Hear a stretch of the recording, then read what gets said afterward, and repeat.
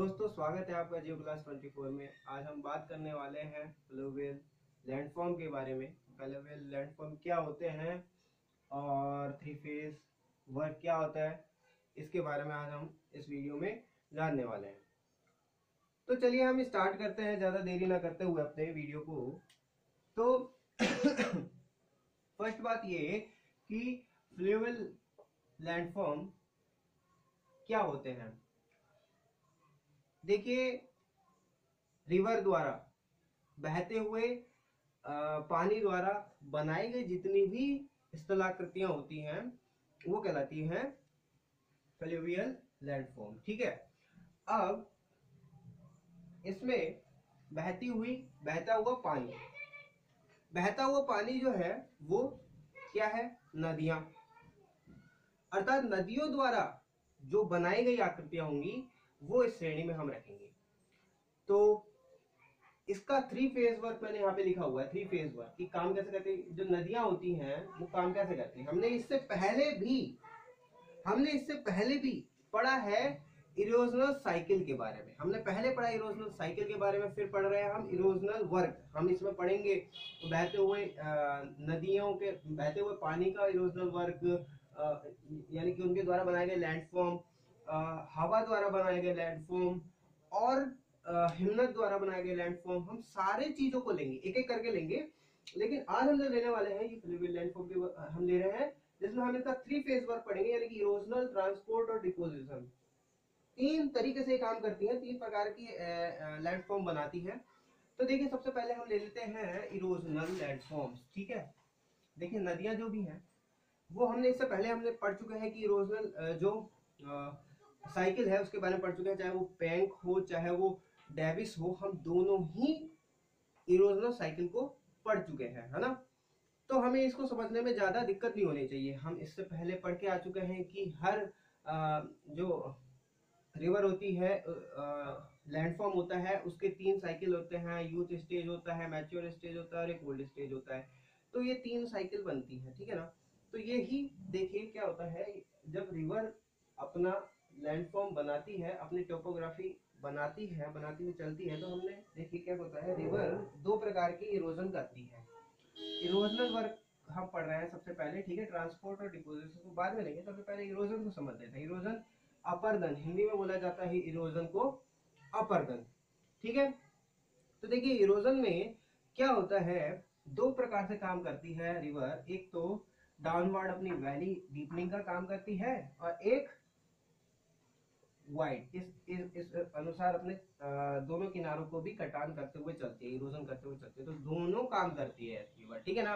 एक तो क्या करेगी, एक करेगी डीप यानी कि डाउनवर्ड, एक क्या करेगी, अपने किनारों का भी कटान करेगी। तो रिवर इरोजन करती है, ये हम सब जानते हैं कि रिवर इरोजन करती है। लेकिन करती क्यों है, ऐसी पावर, ऐसी ऊर्जा उसमें आती कहां से है इरोजन करने के लिए। हम सब जानते हैं रिवर जो बहता हुआ जल है वो कहा जाएगा, स्लोप पे चलेगा, यानी कि ऊंचे से नीचे की ओर चलेगा, निचले स्थानों की ओर, ठीक है ना। अब मान लीजिए यहां से कोई रिवर स्टार्ट हुई, हाँ उसका रिवर का सोर्स है, और यहां से वो चली नीचे की ओर, ठीक है। यहां से वो चली रिवर, अब यहाँ क्या हो रहा है, रिवर यहां से इरोजन करते हुए चलेगी, ठीक है। अब सबसे ज्यादा जो वैली डीपनिंग का काम होगा ना, वो इस रीजन में होगा। ये हम देख के आ चुके हैं, मेरे को दोबारा बताने की आवश्यकता नहीं है। अगर आपने नहीं देखा है मेरा वीडियो इससे पहले का, डेविस का अपर्दन चक्र, पैंक का अपर्दन चक्र, तो इससे पहले मैंने वीडियो बना चुका हूं। मैं डिस्क्रिप्शन में लिंक भी डाल दूंगा उनकी, उसको देखिएगा। उससे आपको ये सब समझने में बहुत सहायता होगी। और अब तो हमको सिर्फ लैंडफॉर्म पढ़ना है कि किस प्रकार के लैंडफॉर्म बनते हैं, ठीक है ना। अपर्दन कैसे, क्या साइकिल वगैरह, वो सब मैं उसमें बता चुका हूँ।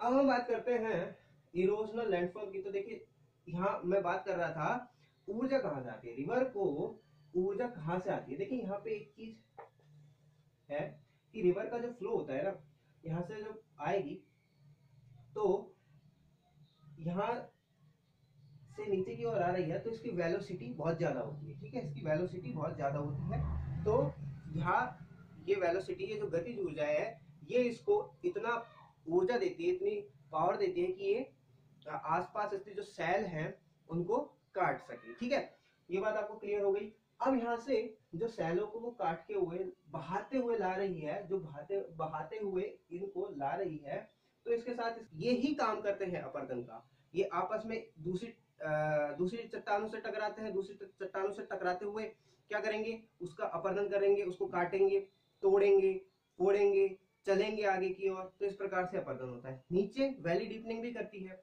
रिवर। तो सबसे पहले जो ऊपर के स्थानों पे आपको देखने को मिलेगा, पहाड़ी स्थानों पे आपको, यानी कि जहां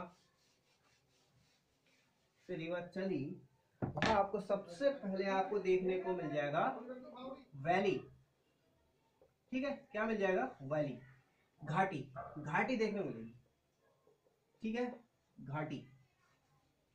तो इसमें वी शेप वैली देखने को मिलती है, वी शेप्ड वैली। ठीक है, वी शेप्ड वैली। तो इरोजनल साइकिल की मैं बात कर रहा हूं, मैं दोबारा आपको बता दूं, इरोजनल वर्क की बात कर रहा हूं रिवर का। तो फिर ट्रांसपोर्ट की बात करें, फिर डिपोजिट की बात करेंगे। ठीक है, तो यहाँ पे वी शेप्ड वैली। अभी यहाँ पे हमने बात की कि इरोजनल जो पावर, जो इरोजन करने के लिए रिवर को पावर मिलती है, वो कहाँ से मिलती है। एक चीज और ध्यान रखिएगा, रिवर में अगर ये जो जो लोड होता है, रिवर लोड होता है, रिवर लोड ये ज्यादा हो, या सेकंड शर्त, रिवर लोड कम हो, यानी कि मान लीजिए रिवर के साथ साथ जो पत्थर वगैरह जो चल रहे हैं, अगर ये ज्यादा मात्रा में हो जाए, जो रिवर की कैपेसिटी है उससे ज्यादा मात्रा में हो जाए, तो इरोजनल वर्क नहीं होगा। क्या होगा? इरोजनल वर्क नहीं होगा। और रिवर लोड्स जो हो वो रिवर की कैपेसिटी से कम हो तो भी इरोजनल वर्क नहीं होगा। ये दो शर्त याद रखना।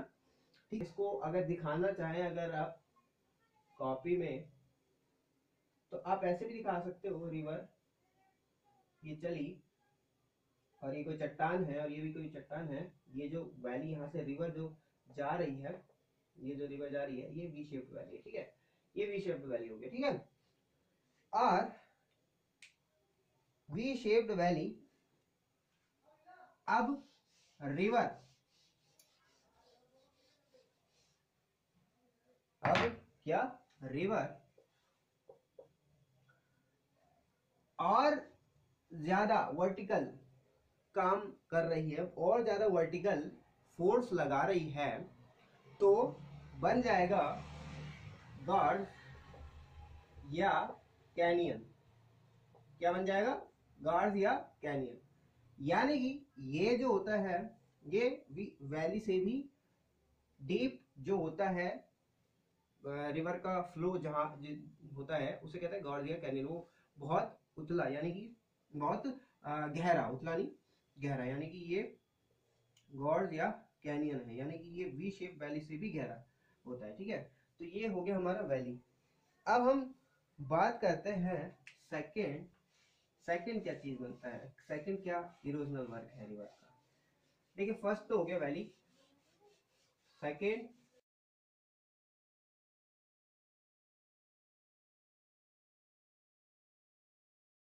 देखिए जो सेकंड है, सेकंड क्या है, सेकंड है हमारा erosional work waterfall. Waterfall, waterfall क्या होता है? वाटरफॉल, जल गिरा और वाटरफॉल बना, जल गिरा और वाटरफॉल बना। यानी कि ये कोई क्या है, शैल है, ये कोई चट्टान है मान लीजिए, और यहाँ से रिवर जा रही है और ये यहाँ से नीचे की ओर गिरती है, तो ये वाटरफॉल हो गया। ओके, ये क्या हो गया? वाटरफॉल। ये भी इरोजनल वर्क है, ठीक है ना। कैसे है समझते हैं। वाटरफॉल क्या है, इरोजनल वर्क, ठीक है। ट्रांसपोर्ट वर्क नहीं है, डिपोजिशनल वर्क नहीं है, ये क्या है, इरोजनल वर्क। कैसे, देखिए यहाँ पे दो चीज लेते हैं हम दो चीजों को लेके सोचते हैं। देखिए हमें पता है जो भूपर्पटी है, जो भूमि का, जो अर्थ का ऊपरी शेल है, इसके नीचे जो शेल है, फिर उसके नीचे जो शेल है, ये शेलों में विभिन्नता है, ठीक है ना, ये डिफरेंट टाइप के हैं। तो क्या होता है कि कई बार एक शेल के ऊपर कठोर शेल हो सकती है या कोमल शेल हो सकती है, ठीक है ना, या फिर नीचे भी ऐसी स्थिति हो सकती है। समझते हैं मैं क्या कहना चाह रहा हूं। मैं कहना ये चाह रहा हूं ये कि भूपर्पटी का ऊपरी परत है, ठीक है।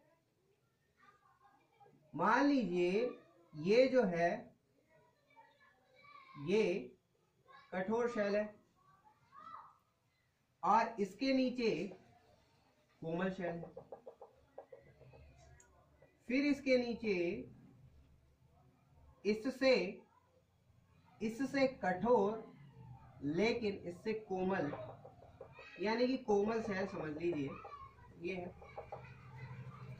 अब वाटर आता है, मान लीजिए वाटर यहाँ से बह रहा है, वो इसका इरोजन करेगा, ठीक है, कर दिया उसने इरोजन, लेकिन इसके नीचे मान लीजिए इतना इसने इरोजन कर दिया वाटर ने, ठीक है, कर दिया।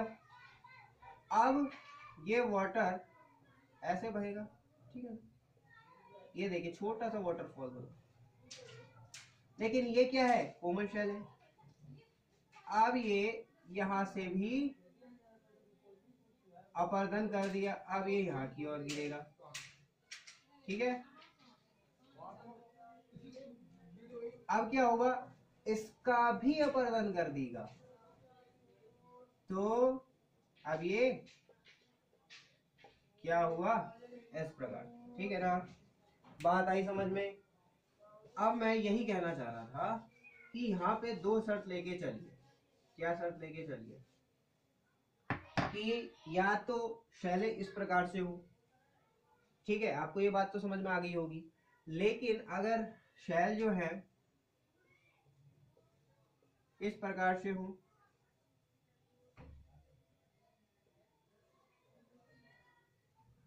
हाँ इस प्रकार से हो तो भी आएगा, अपर्दन करेगा, इसको कर देगा इसके बराबर, फिर इसको इसके बराबर, फिर इसको इसके बराबर, तो इस प्रकार से ये इस प्रकार से वाटरफॉल बनेगा, ठीक है ना। तो दो प्रकार से शैल हो सकती है। कैसे हो सकती है, या तो वर्टिकल हो सकती है या फिर हॉरिजॉन्टल हो सकती है। हॉरिजॉन्टल का या तो हॉरिजॉन्टल हो सकती है या फिर वर्टिकल हो सकती है। क्या, शैल जो है ये या तो वर्टिकल हो सकती है या फिर हॉरिजॉन्टल हो सकती है। तो इसमें जो हॉरिजॉन्टल वाला जो मैंने सबसे पहला एग्जांपल बताया था ना, ऐसे वाला शैल इस प्रकार से हो, ये जो वाटरफॉल बनता है ना, ये बहुत खतरनाक वाटरफॉल बनता है। अगर होंगी तो बहुत ही देखने लायक वाटरफॉल बनता है, ठीक है। लेकिन यहाँ पे वाटरफॉल ठीक है साहब, ऐसे वाटरफॉल होता है, ठीक है, समझ गए हम बात आपकी। लेकिन मैंने तो एक चीज और पढ़ा है कि ऐसा भी होता है कि निक पॉइंट वाटरफॉल भी मैंने नाम सुना है। वो क्या होता है, वो जरा बता दीजिए मेरे को, निक पॉइंट वाटरफॉल क्या होता है। निक पॉइंट से आपको एक नाम याद आ रहा होगा, निक पॉइंट से आपको एक नाम याद आ रहा होगा क्या, जब इससे पहले मैंने पैंक का मॉडल लिया था, इरोजनल साइकिल का जब मैंने इससे पहले पैंक का लिया था, उसमें मैंने एक चीज और समझाई थी, रिजुवेनेशन, ठीक है ना। रिजुवेनेशन के बारे में मैंने बताया था, उसमें एक टर्म आता है निक पॉइंट। रिजुविनेशन क्या होता है, मैं एक बार दोबारा याद दिला देता हूँ। क्या होता है, ये कोई भी एलिवेशन है, कोई भी एलिवेटेड एरिया है, हम यहाँ खड़े हैं, हम नहीं खड़े, हम प्रेक्षक हैं, हम प्रेक्षण कर रहे हैं, ठीक है। ये है सी लेवल, ठीक है, सी लेवल है ये, और ये कोई भी एलिवेटेड एरिया है मान लीजिए। अब यहाँ पे थर्ड स्टेज चालू है। वैसे तो पैंक के मॉडल में थर्ड स्टेज नहीं था, लेकिन मैं यहाँ डेविस का लगा रहा हूँ, ठीक है ना। मॉडल डेविस का थर्ड स्टेज चालू है, यानी कि ओल्ड स्टेज है, और ओल्ड स्टेज में आपको पता है यहाँ पे आके इसको सी लेवल के बरोबर लाना चाहेगा और लगभग बरोबर कर देगा, और यहाँ पे आके रिवर सी लेवल के एकदम बरोबर कर देगा, ठीक है ना। ये थर्ड स्टेज है। लेकिन थर्ड स्टेज अचानक से यूथ स्टेज में चेंज हो जाए। थर्ड स्टेज कौन सी थी, ओल्ड स्टेज, लैंडफॉर्म की ओल्ड स्टेज अचानक से किस स्टेज में चेंज हो जाए, यूथ स्टेज में चेंज हो जाए, रिजुविनेशन हो जाए उसका, तो कैसे होगा, या तो सी लेवल अचानक से नीचे चले जाए, सी लेवल अचानक से नीचे चले गया मान लो, ठीक है ना, सी लेवल अचानक से नीचे चले गया, दुनिया के सारे समुद्रों का पानी अचानक से नीचे गया, ऐसा हो नहीं सकता, ऐसा तो संभव नहीं है।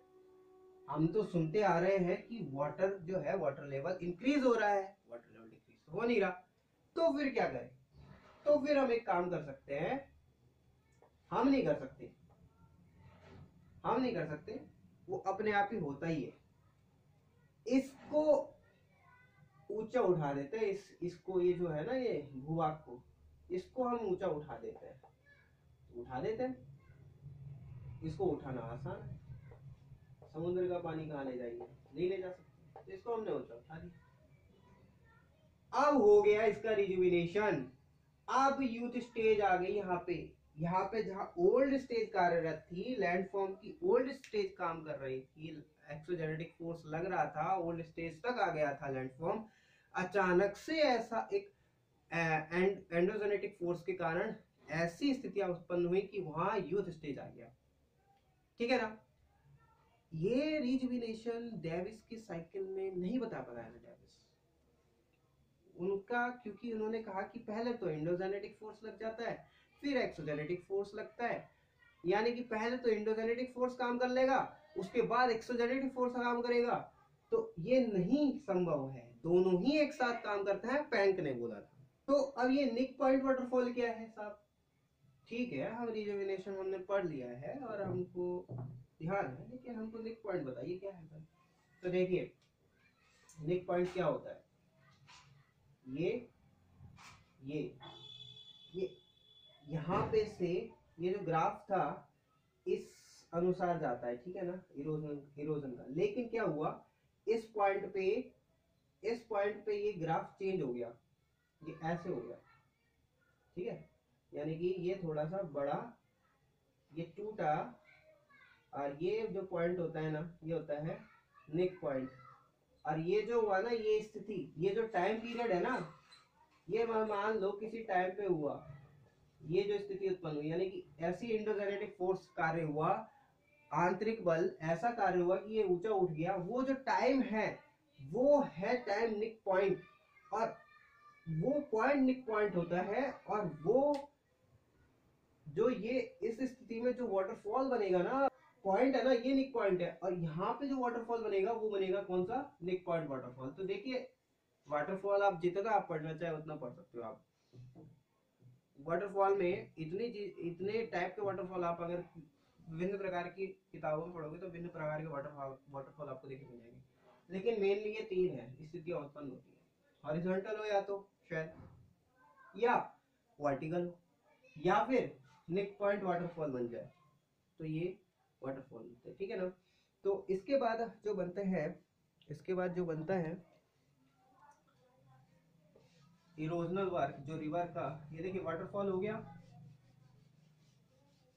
वैलीज हो गई, और जो है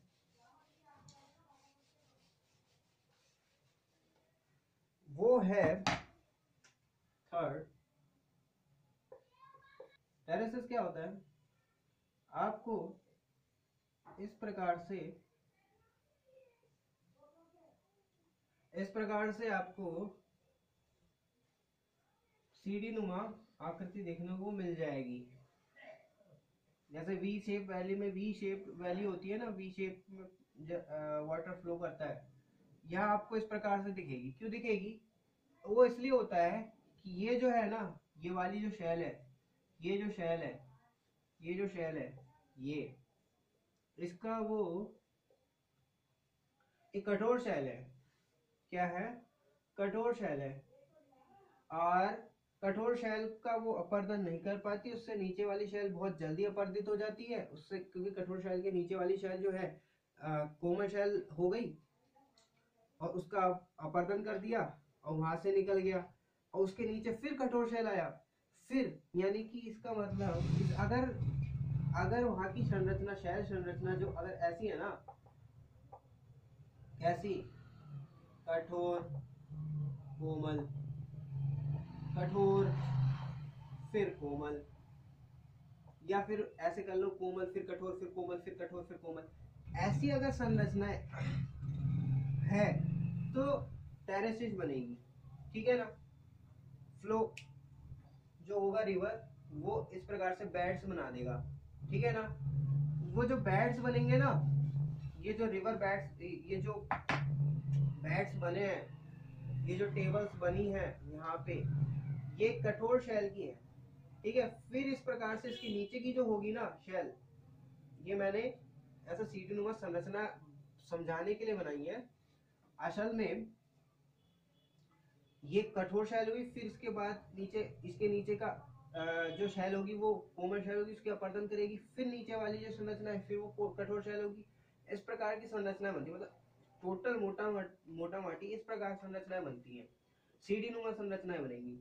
यहाँ पे भी दो प्रकार की संरचनाएं बनती है। एक तो होती है ऐसी संरचना, ऐसी सीढ़ी नुमा संरचना जो कि पेयर्ड हो, यानी कि यहाँ पे ऐसे पेयर्ड हो, और कई बार क्या होता है अनपेयर्ड बनती है, यानी कि एक तो पेयर्ड बनती है और एक बनती है अनपेयर्ड। ठीक है? तो दो प्रकार से बनती है ये टेरेसेस जो बनते हैं। ठीक है? और जो थर्ड, अगर हम बात करें इरोजनल वर्क की, थर्ड फोर्थ जो बात करें, ये बहुत ही इंपॉर्टेंट है। ठीक है? बहुत ही इंपॉर्टेंट है, और ये लास्ट स्टेज में अक्सर देखा जाता है। लास्ट स्टेज में क्या आप देख ही लोगे रिवर में, इसमें भी देखिए जो फोर्थ स्टेज है ना, फोर्थ जो आप इरोजनल वर्क आप देखने को जो मिलेगा ना आपको, फोर्थ वर्क वो है रिवर मिएंडरिंग।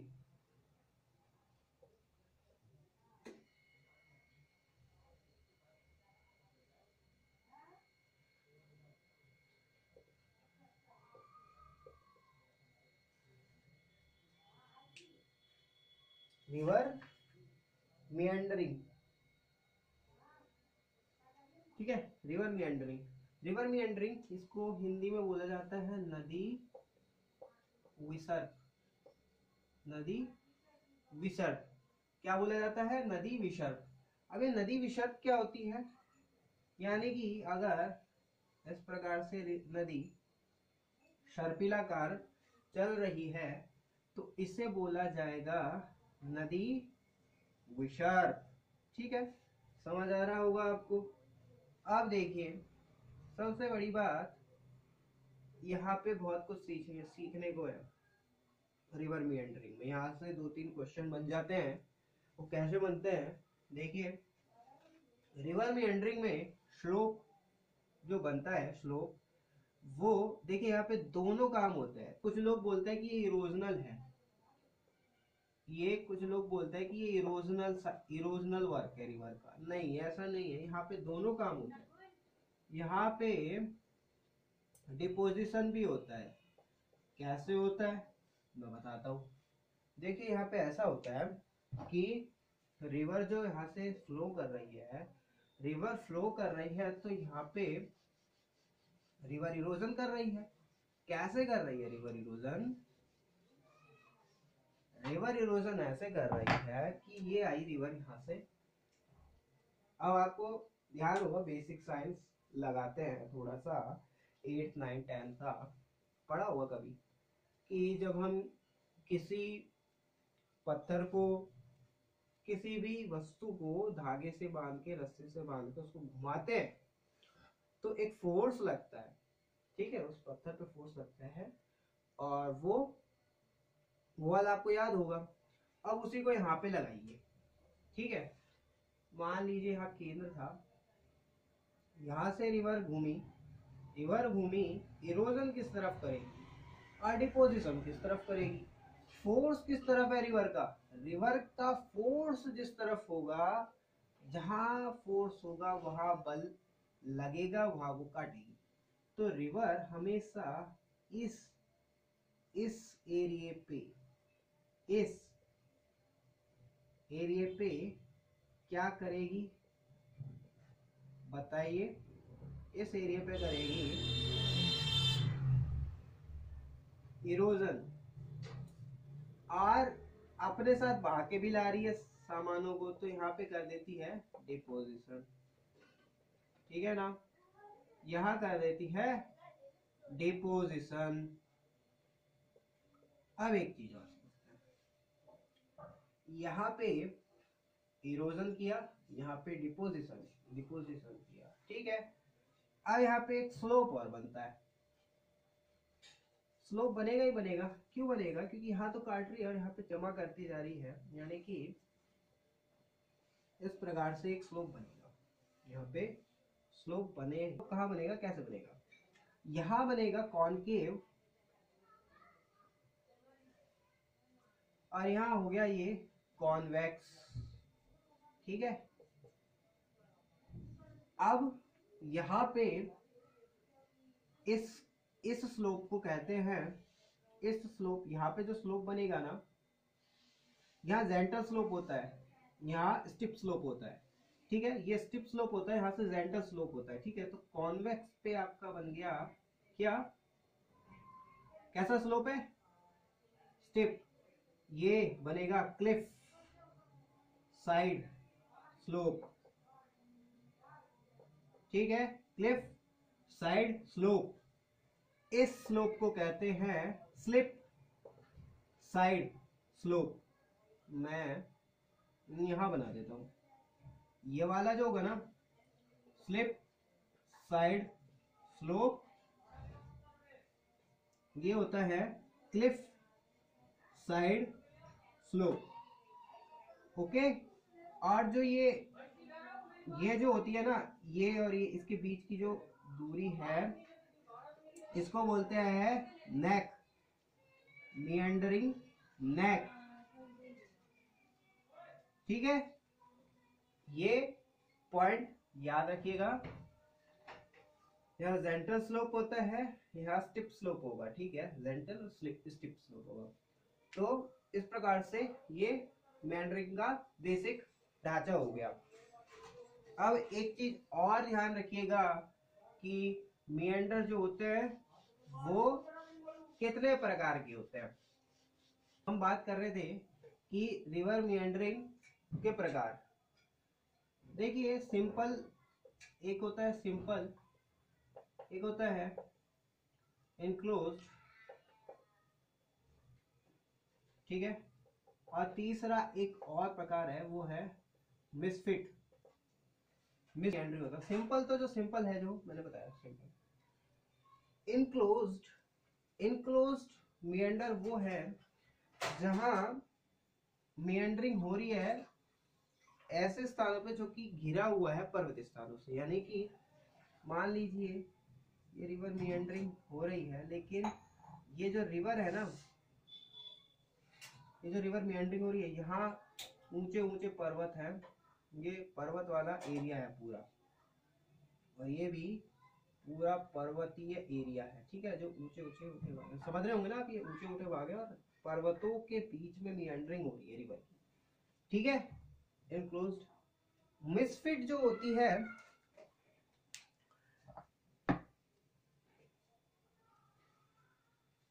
मिसफिट जो मियंडरिंग होती है, वो मिसफिट मियंडरिंग के अंदर ही मियंडरिंग हो रही है। यानी कि आप देखेंगे एक ऐसा एरिया जहाँ पे मियंडरिंग हो रखी है, यानी कि मियंडरिंग हो रखी है, ये जो मियंडरिंग हो रखी है, लेकिन वाटर का लेवल घट गया है।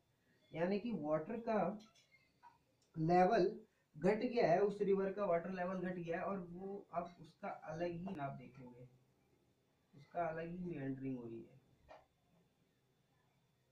ठीक है, उसकी अलग ही मियंडरिंग चल रही है। अब ये रिवर है असली, अब ठीक है ना, ये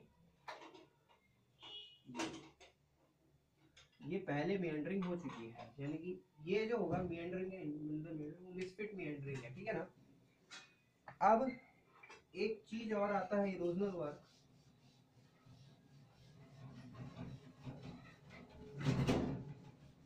एक चीज और आती है,